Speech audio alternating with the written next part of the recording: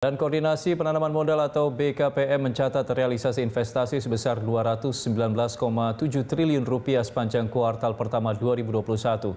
Kepala BKPM Bahlil Lahadalia mengatakan realisasi investasi kuartal pertama 2021 menunjukkan adanya pemulihan investasi, terutama dari investasi asing.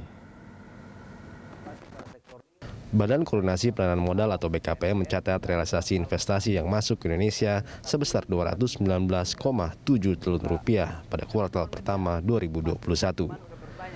Realisasi investasi tersebut tumbuh 2,3% secara kuartalan dari kuartal 4 2020 dan tumbuh 4,3% secara tahunan dari kuartal pertama 2020.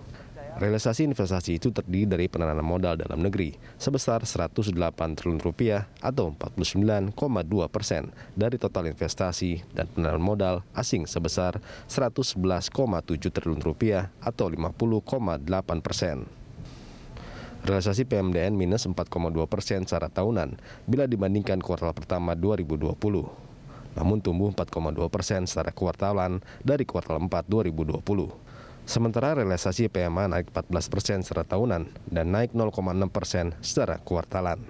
Di kuartal pertama tahun 2021, realisasi investasi kita itu sebesar Rp219,7 triliun.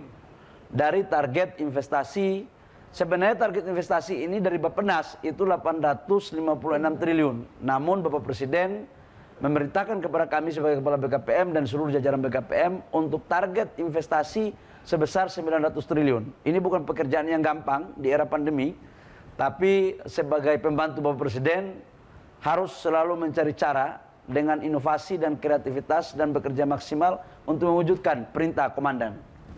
Nah, ini Rp219,7 triliun.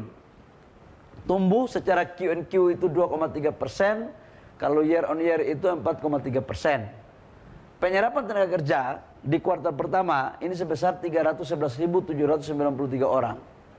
Teman-teman media, ini ada beberapa data yang menarik sekali yang perlu saya sampaikan, bahwa sekalipun di era pandemi COVID, realisasi investasi untuk khusus foreign direct investment ini sudah mulai stabil.